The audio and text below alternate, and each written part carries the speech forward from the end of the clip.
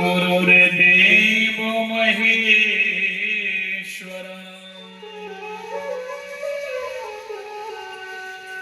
गुरुरेव साक्षात् परब्रह्म तस्मै श्री गुरुवे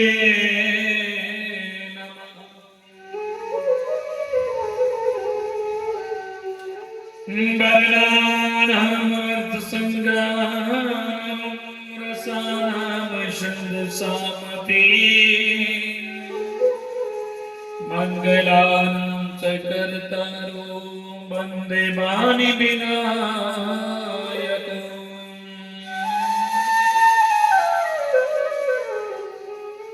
नीलाम्बुजश्यामलं कोमलं सीतासमारोपितवामभागम् तानुमहासायकचारुचापम् नमामि रामं रघुवंशनाथम्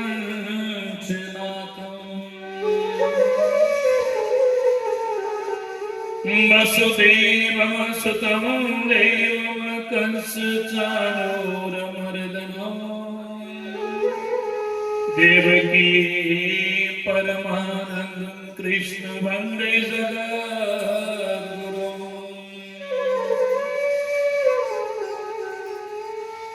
भवानी शंकरो वन्दे शब्दा विश्वासरूपिणो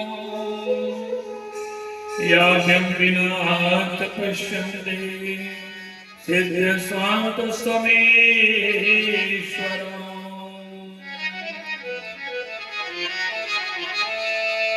मनोयवं मरुततुल्यवेगं जितेन्द्रियं बुद्धिमतां वरिष्ठं वातात्मजं वानरजोतमुख्यं श्रीरामदूतं शरणं प्रपद्ये।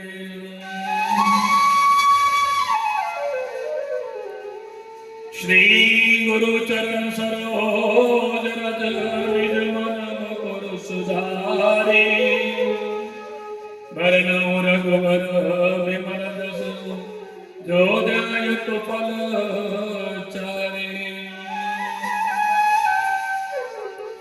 बंदो श्री तुलसी के चरण जिनकी नो जदोकाज कली समुद्र बोड़ तल गयो पर कटयो सतो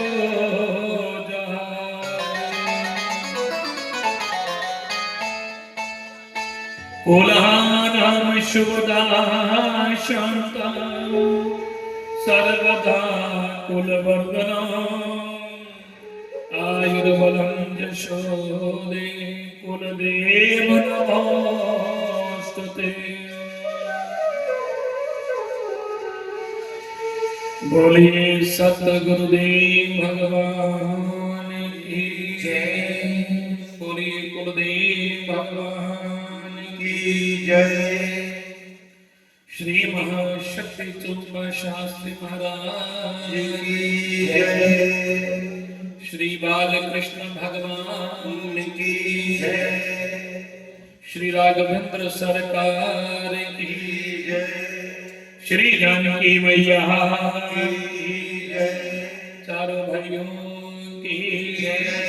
श्री गंगा जमुना मैया की जय।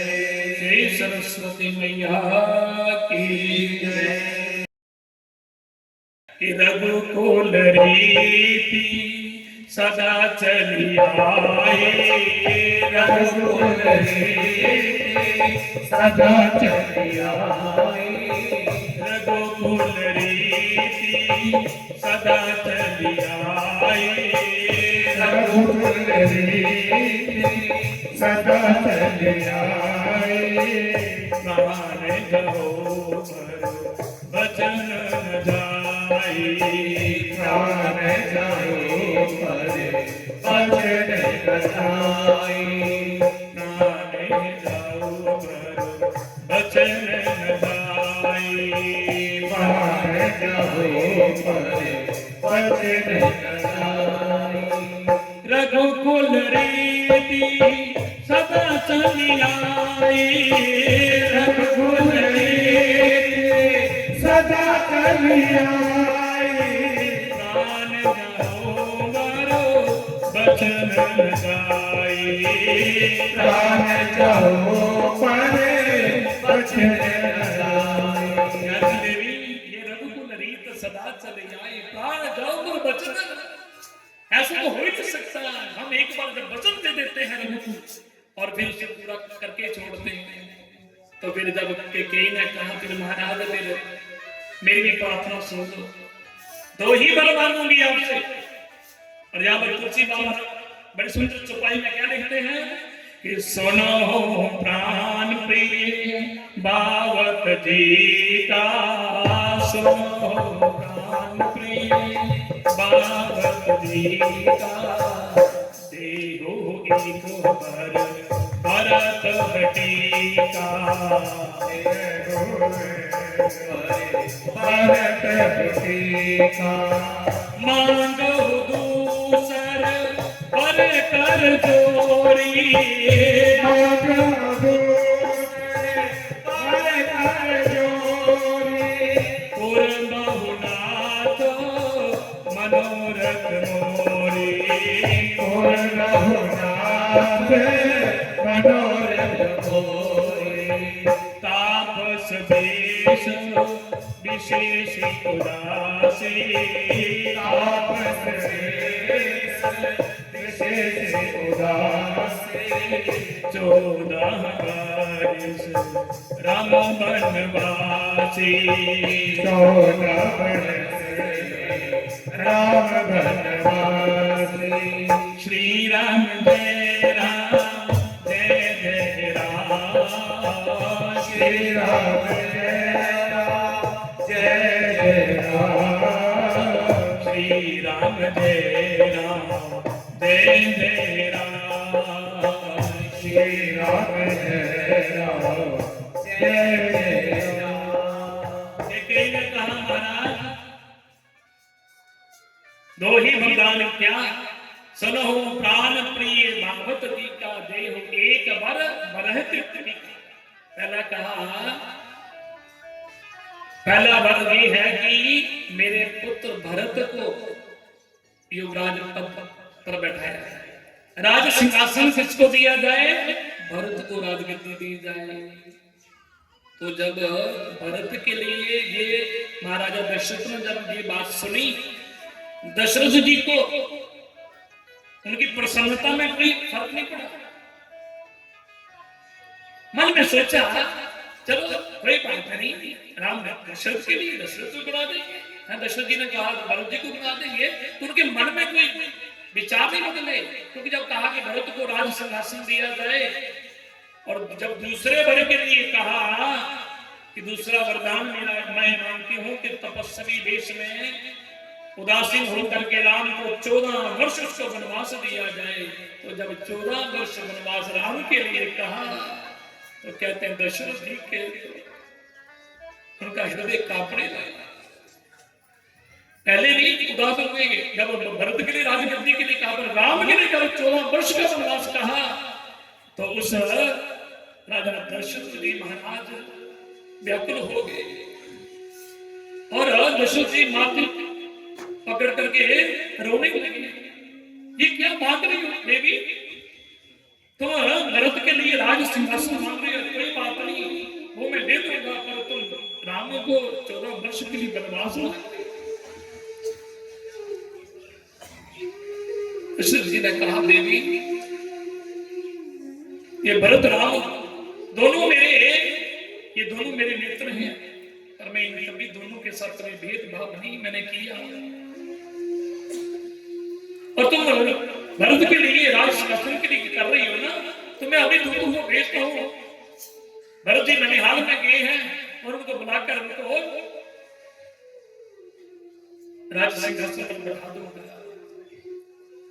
पर कहने लगे कि तुम राम के लिए जो वनवास के लिए बोल रही हो, अरे देवी राम के लिए वनवास का ये दूसरा वरदान मत मांगो, क्योंकि राम मेरे प्राण है।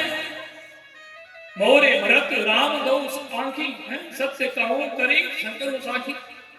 भगवान राम का स्वभाव कहते हैं, दशरथ जी कहते हैं राम का स्वभाव तो बड़ा सत्य स्वभाव है, शांत, क्योंकि राम जी का जो है ना स्वभाव बड़ा सत्य स्वभाव है। दशरथ जी कहते हैं कि राम इतने सरल हैं, और राम जी तो कभी भी किसी को शत्रु मानते। और देखिए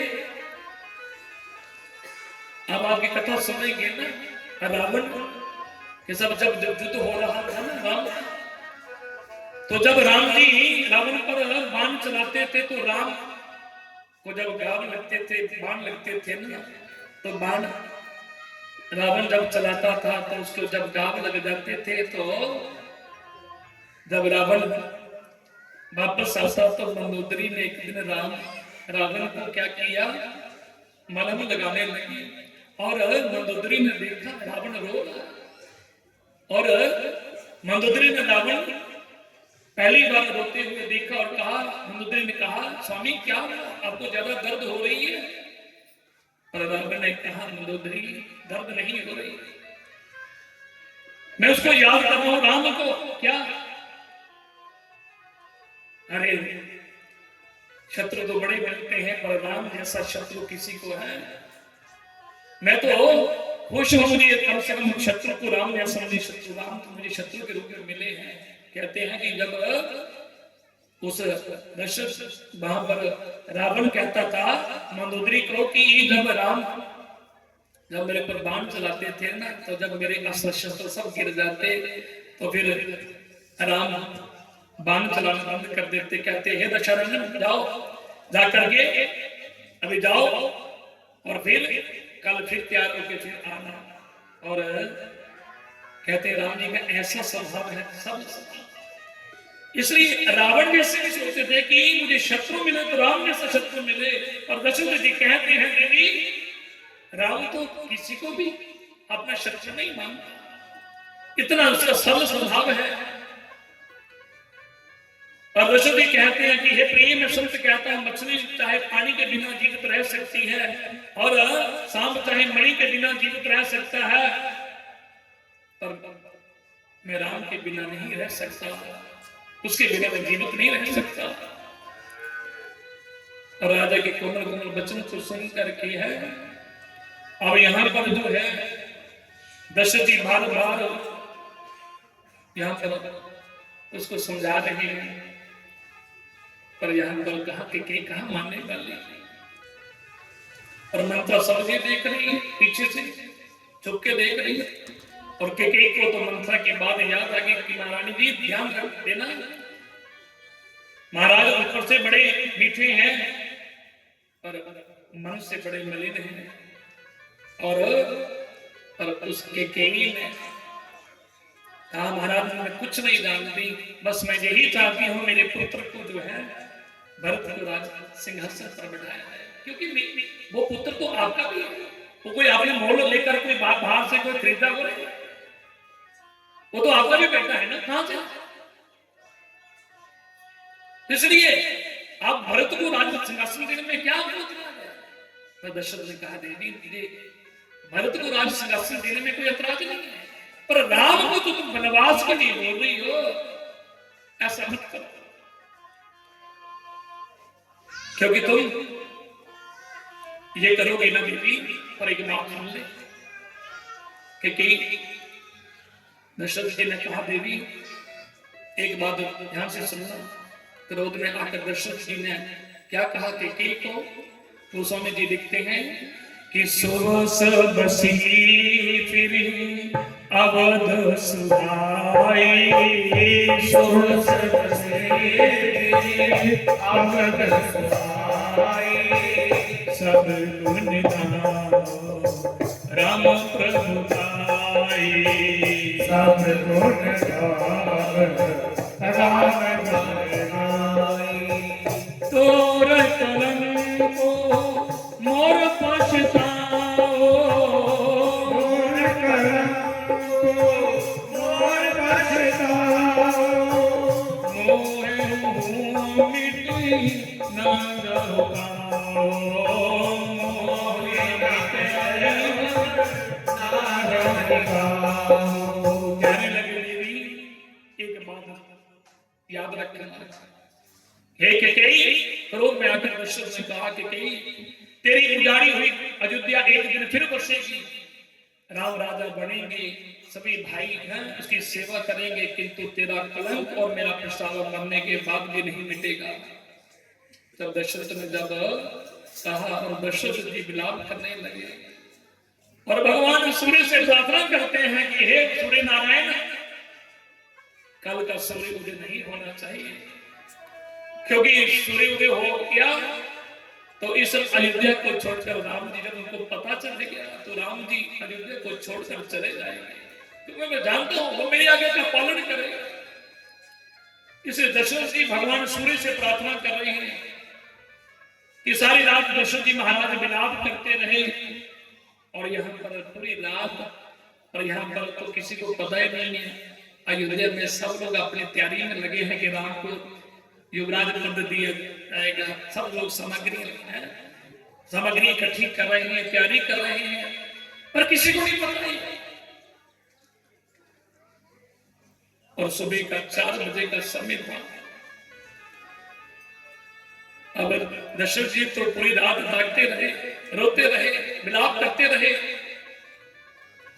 और अवधवासियों ने देखा कि आज महाराज, आज आगे तो जल्दी उठ जाते थे, पर आज उठे क्यों? महाराज जी अपने ही कक्ष में होंगे, आज तो राम का राज तिलक होना है, और जब तक महाराज जी हमें बताएंगे नहीं तो हम कैसे तैयारी करेंगे?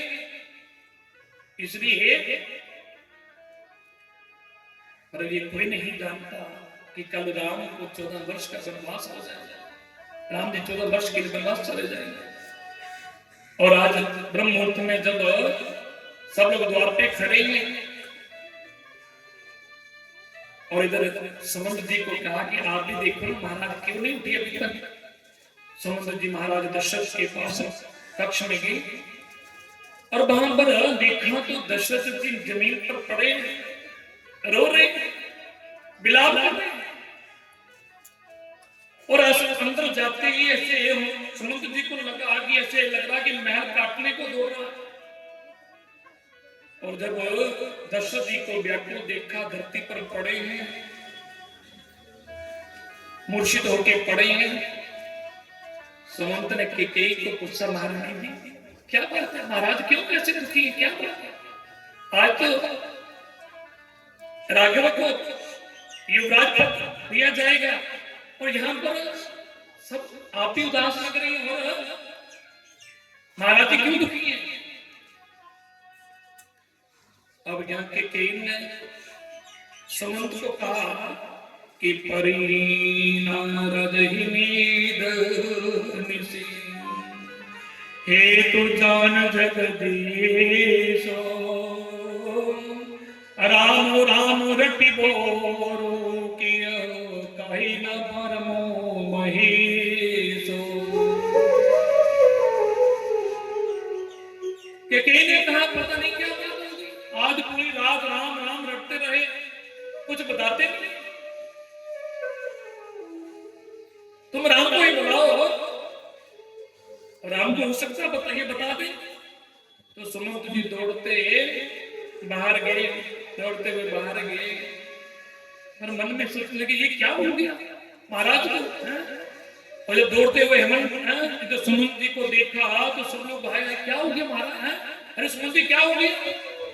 राम जी के कक्ष में गए, और जैसे राम के कक्ष में गए तो राम जी को निहारने लगे, राम को देखने लगे।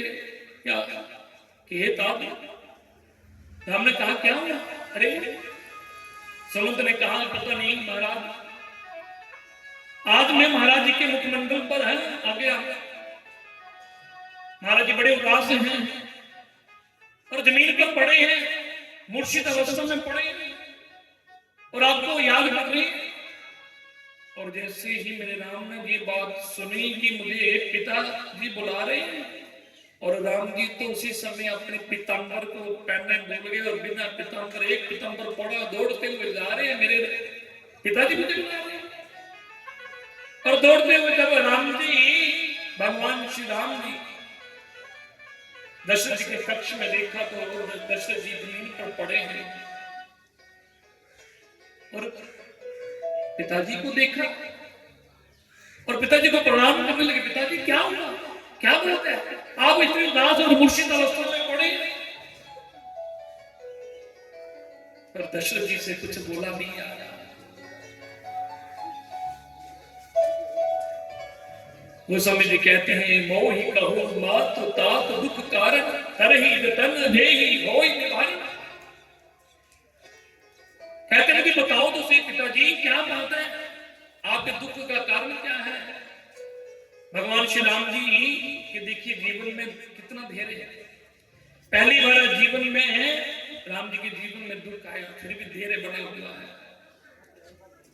और कैकेयी को कहने लगे मां तुम ही बताओ पिताजी क्यों मूर्छित अवस्था में पड़े, आखिर बात क्या है, जरा बात तो बताओ। अब यहां पर जब बार बार कहा और यहां पर कैकेयी ने कहा बेटा राम आज पूरी रात सोए नहीं और आपको याद कर रहे थे, और बात तो कुछ ऐसी नहीं है। कैकेयी ने कहा मैंने इनसे बहुत पहले की बड़े समय की बात है और मेरे दो वरदान इनके पास सुरक्षित थे और मैंने मुझे कह रहे कि तुम कुछ मांगते नहीं हो, और मैंने कहा आज मुझे कुछ चाहिए तो मैंने दो वरदान मांग लिए और जब वरदान मांग लिए हाँ कौन से वरदान क्या हुआ? वरदान में सब कुछ जानते हैं।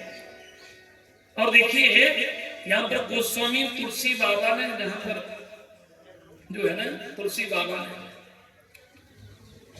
कैकेयी को जो जहां पर भगवान राम ने कैकेयी को जहां पर 3 बार जहां पर जननी शब्द का इस्तेमाल किया, सुनो जननी सोई सुत बड़ भागी तले मात पितु दोष निहार है दुर्लभ जननी सकल संसार।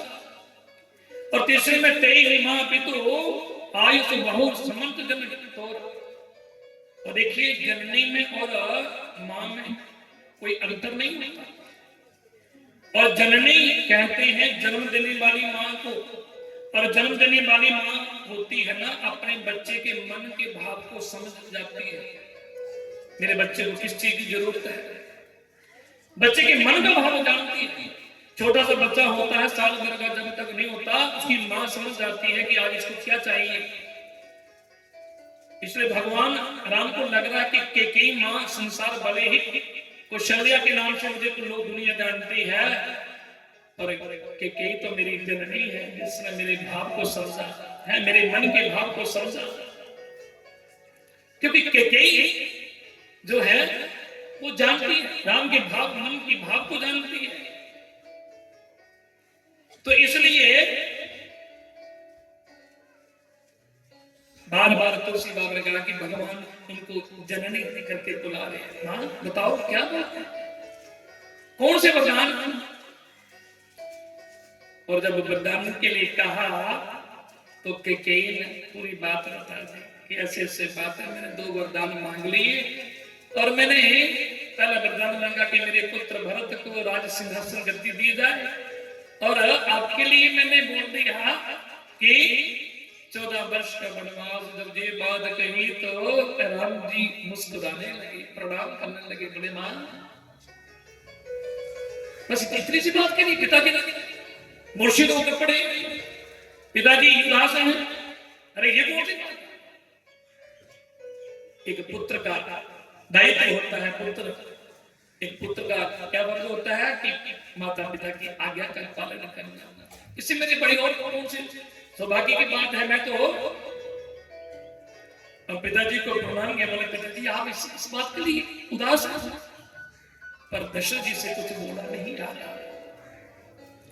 पर जहां पर राम जी ने क्या किया, कहा मां, पिताजी को कहा पिताजी आप, मैं अभी जाता हूं मां के पास, मां कौशल्या से आगे लेकर आता हूं, और अभी सुबह होते ही हम लोग वनवास में चले जाएंगे। इसमें कौन सी बड़ी बात है?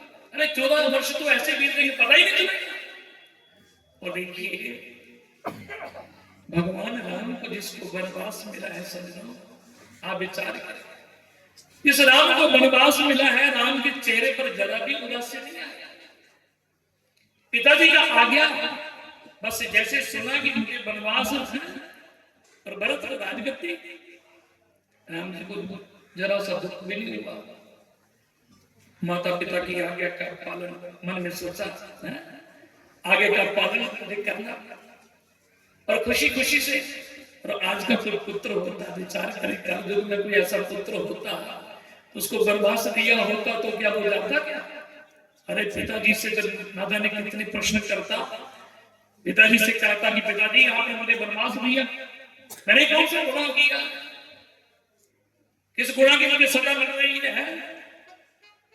और आज का कोई ऐसा पुत्र होता तो पिता की बात नहीं मानता, पिताजी को कह देता कि वनवास के दिन मेरे नहीं आपके आगे हैं, पर धन्य है मेरे राघव जी, मेरे राम जी पिता की आज्ञा का पालन कर रहे हैं। और मां कौशल्या के कक्ष में गए, भवन में गए, और जब मां कौशल्या के पास गए तो मां कौशल्या ने राम जी को देखा, राम जी आए, प्रणाम किया। जब राम जी ने प्रणाम किया तो मां कौशल्या ने कहा बेटा उठ के, अरे आज आपको पता नहीं, आपको पता है ना आज तो आपको आपके पिताजी जो है ना, आप युवराज भरत आपको दिया जा रहा है, आपको आज राज सिंहासन पर बैठाया जाएगा, तो तुम जल्दी करो, जल्दी जल्दी तैयारी करो।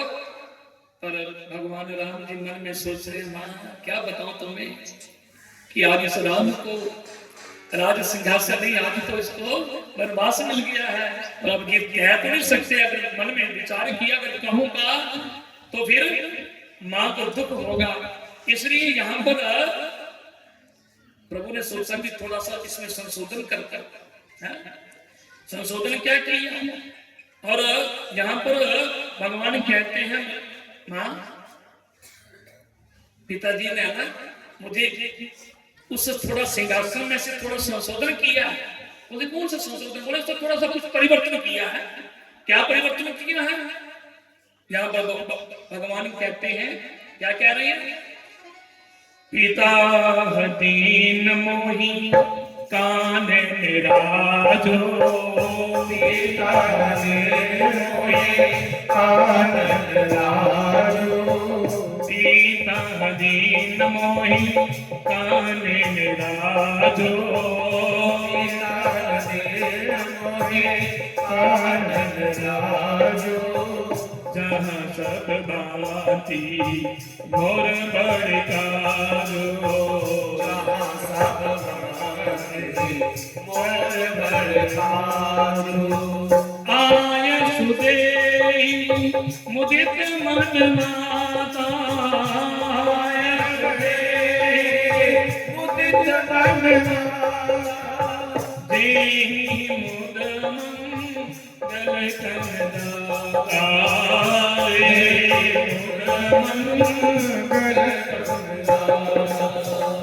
श्री राम जय राम जय जय राम, श्री राम जय राम जय जय राम, श्री राम जय राम जय जय राम, श्री राम जय राम जय जय राम।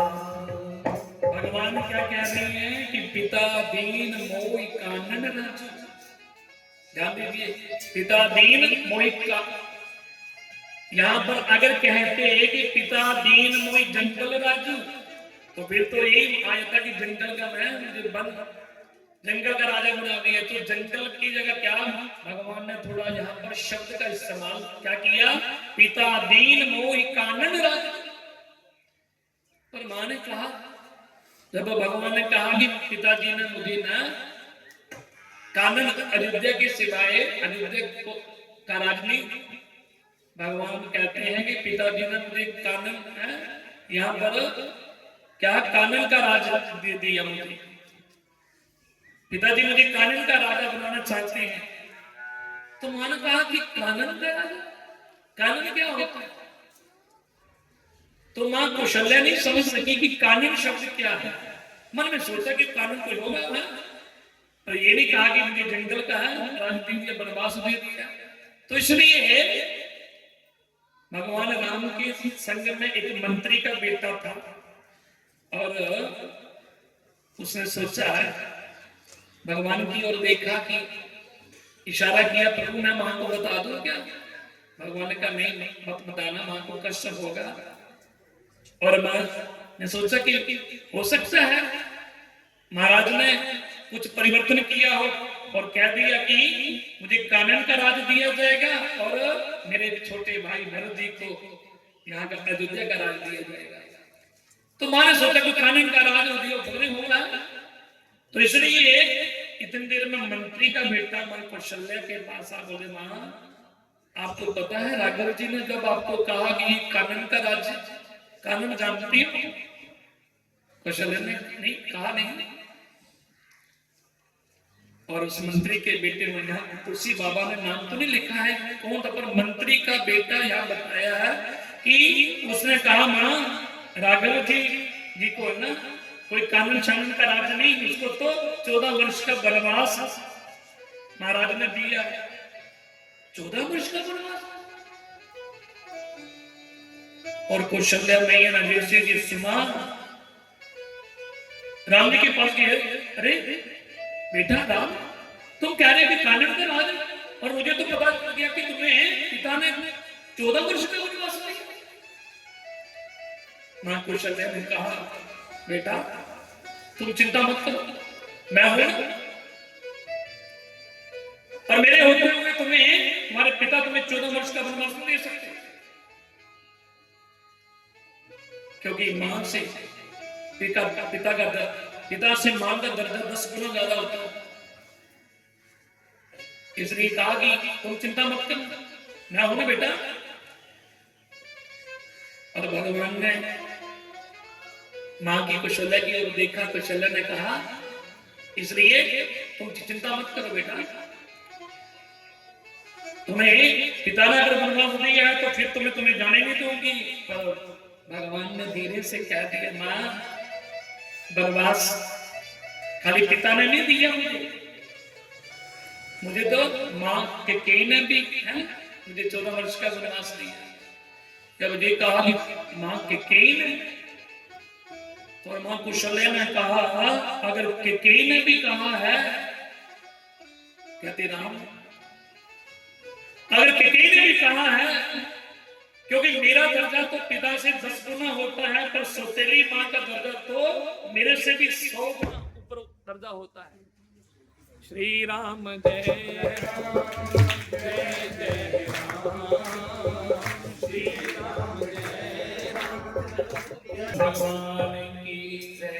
जब कहा कि कैकेयी ने भी कहा है, मां ने भी कहा है, तो फिर कौशल्या ने कहा बेटा अगर कैकेयी ने भी कहा है कि तुम्हें 14 वर्ष वनवास हो, फिर तुम्हें नहीं रोकूंगी। क्यों? अरे तेरे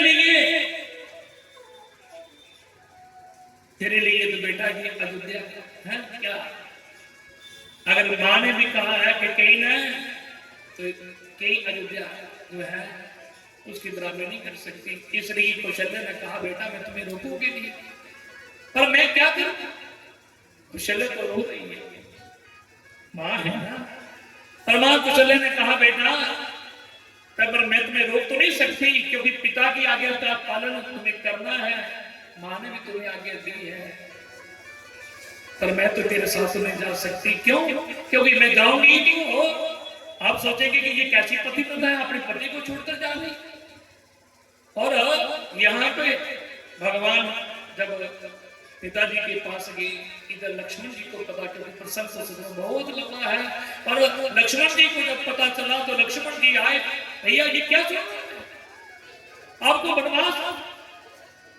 और लक्ष्मण जी भी क्या कहने लगे, भगवान ने कहा लक्ष्मण तुम यहीं पर रहोगे, पिताजी का ध्यान रखना।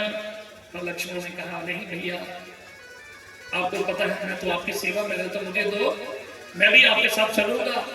लक्ष्मण जी भी यहाँ पर अपनी माँ के पास गई, सुमित्रा के पास, सुमित्रा को प्रणाम किया, माँ मुझे जाने की अनुमति दो, आज मेरे राघव जी को 14 वर्ष का वनवास हो गया है और मुझे भी जाना है।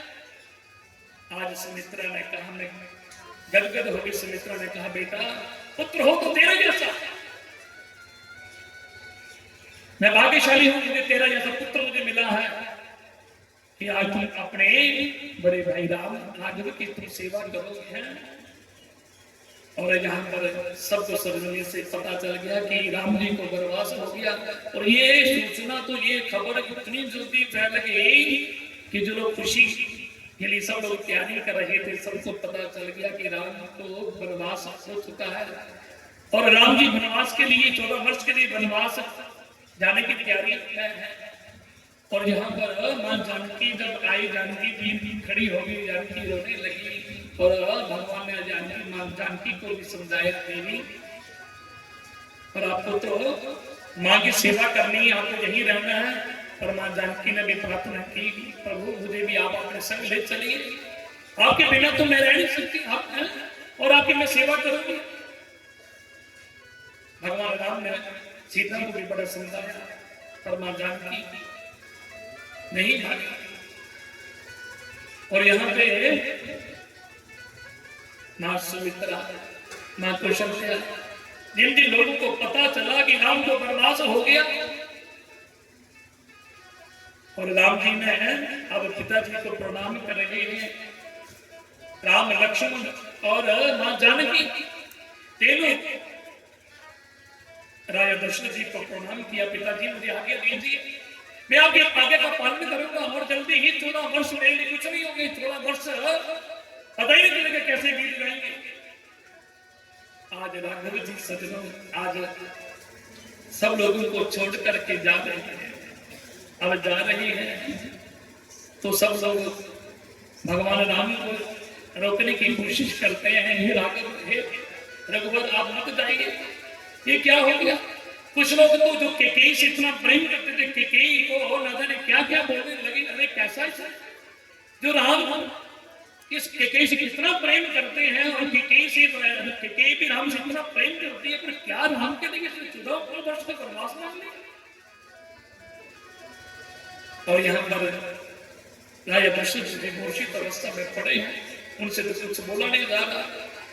राम लक्ष्मण मां जानकी ने मां कौशल्या को प्रणाम किया, सुमित्रा जी को प्रणाम किया, केकेई को भी प्रणाम किया, मां मुझे आज्ञा कर दी। और मन में सोच रहे मां मेरे मन की भावना को तूने समझा है, मैं यही तो राम जी तो यही चाहते थे। और एक केकेई तो सजनों यहाँ केकेई के बारे में जितना लिखा है कि केकेई सबसे ज्यादा प्रेम राम से करती थी, और ये भगवान राम के मन की बात को भी केकेई ने पूरा किया। और ये तो बात बड़ी कथा की है कि केकेई को भगवान ने जो पहले ही केकेई से भगवान ने वायदा किया था कि आपको समय आने पर आपको वनवास भेजना होगा, अगर तुम मुझसे इतना प्रेम करते हो। और मैं मानता हूं कि दुनिया तुम्हारा नाम केकेई, दुनिया कोई भी ऐसे संसार में अपनी बेटी का नाम केकेई नहीं रखेगा, दुनिया तुम्हारा तिरस्कार कर देगी। पर कहते केकेई ने कहा मैं तो मेरा राम खुश होना चाहिए, मैं राघव को खुश करना चाहती हूँ, दुनिया भले ही मुझे बुरा भला कहेगी, मुझे वो भी मंजूर है। पर कहते हैं कि ये सिर्फ बात के कई जानती है या राम जी जानते हैं। आज राघव जी मेरे राम लक्ष्मण मां जानकी आज सब यहाँ पर सबको छोड़ करके आज वनवास के लिए जा रही है। पर यहाँ पर क्या किया, उसके कई ने भगवान को जो है ना वो वाले जो राजकुमार वाले वस्त्र थे वो वाले वस्त्र राम जी ने उतारे और जो वो वाले वस्त्र उतार करके और फिर दूसरे वस्त्र जो है सन्यासी के वस्त्र उनको राम जी ने पहने और वो वस्त्र पहन करके बदकल वस्त्र जो है धारण करके अब जाने लगे और अपने कर्तव्य का पालन आज प्रभु कर रहे हैं, जा रहे हैं। और इधर दशरथ ने सुमंत को बुलाया, सुमंत मेरी बात सुन, अगर राम, क्योंकि मुझे पता है कि वो राम को नहीं मानेगा, वो जाएगा वनवास को, पर एक काम करना, तुम साथ में जाओ और उस रथ पर बैठा करके उनको 2 4 5 7 दिन घुमा करके जंगल में घुमा करके फिर उनको ले आना। और सुमंत ने कहा महाराज ऐसा आप कहीं, आपकी आज्ञा का पालन होगा। और आज सबको छोड़ करके भगवान का है जा रहे हैं। और तुलसी बाबा कहते हैं कि भगवान राम लक्ष्मण और मां जानकी आज सब अयोध्यावासी लोगों को छोड़ करके जा रहे हैं। सब अयोध्यावासी भगवान के वियोग में रो रहे हैं। और यहाँ पर रात में श्रीपुर में जहाँ पर भगवान यहाँ पर रात जहाँ पहुंचे और यहाँ प्रातः काल अवधवासी जो थे ना यहाँ पर भगवान रात को पहुंचे और सुमंत जी को कहा कि ये सब लोग सोए हैं, तुम ऐसा करो रात ऐसा उस तरफ ले जाओ कि इन लोगों को पता ही नहीं चले कि, क्योंकि ये लोग नहीं तो मेरे साथ ये मेरे साथ ही चले जाएंगे। इसलिए सुमंत ने कहा प्रभु जैसा आप कहीं रथ पर भगवान बैठे और रथ को ऐसा घुमाया कि सब लोग सोए हुए थे, जितने भी अयोध्यावासी साथ में लोग ये थे। और सब लोग जो हैं जब प्रातः उठे तो सब देखा कि राम जी तो वहां है नहीं। और सब लोग जो है आज प्रभु के वियोग में रो रहे हैं कि हमें कैसी नींद आ गई कि हमें राघव जी छोड़कर चले गए। और हम तो चाहते थे कि हम भी राम के साथ चलेंगे, क्योंकि जितने भी अयोध्यावासी लोग थे राम के साथ कहां तक गए, जहां श्रीपुर तक जहां पर गए। और भगवान भाई पर भाई से उसको सुमंत जी को क्या करके रथ लेकर चलेंगे, ये सोचे ही भाव रह गए। और सुबह उठे तो भगवान राम के वियोग में रो रहे हैं और प्रभु के वियोग में रो रहे हैं। और क्या कह रहे हैं, और सब लोग भगवान सबको छोड़कर चले गए यहाँ पर। और निषाद राज के यहाँ भगवान यहाँ पहुंचते हैं, ये प्रसंग आपको कल हम सुनाएंगे। और यहाँ पर सब लोग जितने भी अवधवासी लोग हैं, क्योंकि समय का रंग लगा कि समय कैसे बीत गया, और सब लोग जो हैं भगवान के वियोग में रो रहे हैं। और क्या कह रहे हैं, ही जरा देर ठहरो राम, क्या कह रहे हैं, जरा देर ठहरो राम, तमन्ना जही है, अभी हमने जी भर के देखा नहीं है। क्योंकि राम को तो सब लोग भगवान के वियोग में रो रहे हैं, और बड़े प्रेम और भाव के साथ क्या कह रहे हैं,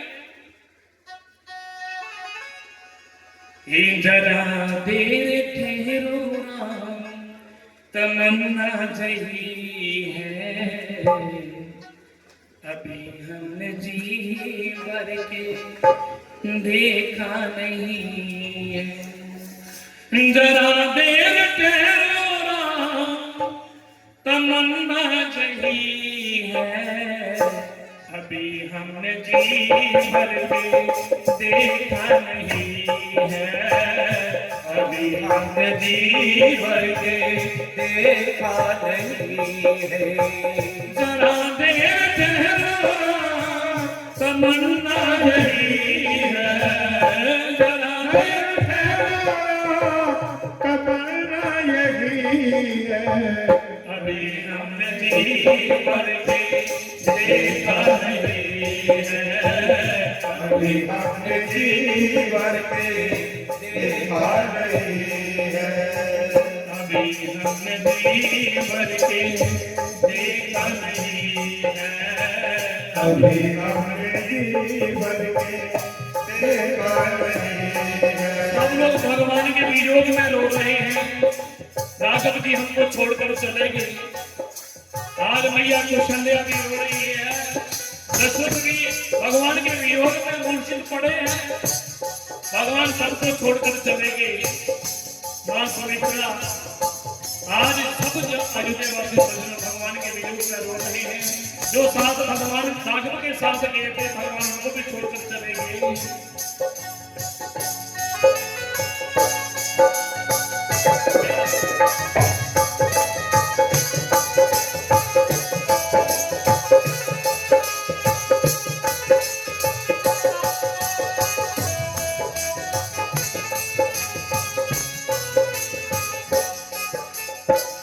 कैसी घड़ी याद जीवन की आए, कैसी घड़ी याद जीवन की आए, कैसी घड़ी याद जीवन की आए, कैसी घड़ी याद जीवन की आए।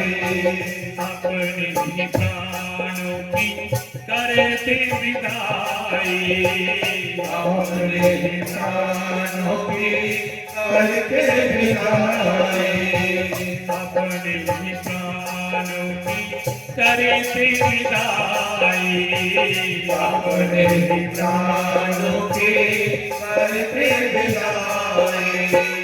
अब जे अयोध्या, अब जे अयोध्या हमारी नहीं है, अभी हमने जी भर के देखा नहीं है, अभी हमने जी भर के देखा नहीं है। जरा देर ठहरो राम, जरा देर ठहरो राम, तमन्ना नहीं है, अभी हमने जी भर के देखा नहीं है, अभी हमने जी भर के देखा नहीं है। अभी हमने जी भर के देखा नहीं है, अभी हमने जी भर के देखा नहीं है।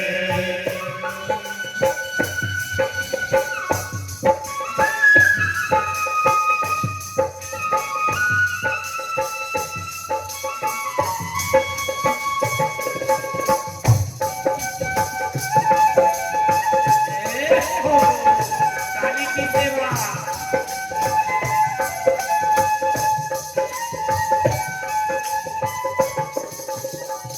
माता कौशल्या की आंखों के तारे, माता कौशल्या की आंखों के तारे, माता कौशल्या की आंखों के तारे, माता कौशल्या की आंखों के तारे। दशरथ जी की हो राज दुलारे, दशरथ जी के हो राज दुलारे, दशरथ जी की हो राज दुलारे, दशरथ जी के हो राज दुलारे। कभी दे अयोध्या को, कभी दे अयोध्या को बुलाना नहीं है, अभी हमने जी भर के देखा नहीं है, अभी हमने जी भर के देखा नहीं है। जरा देर ठहरो राम, जरा देर ठहरो राम, तमन्ना नहीं है, अभी हमने जी भर के देखा नहीं है, अभी हमने जी भर के देखा नहीं है। अभी हमने जी भर के देखा नहीं है, अभी हमने जी भर के देखा नहीं है।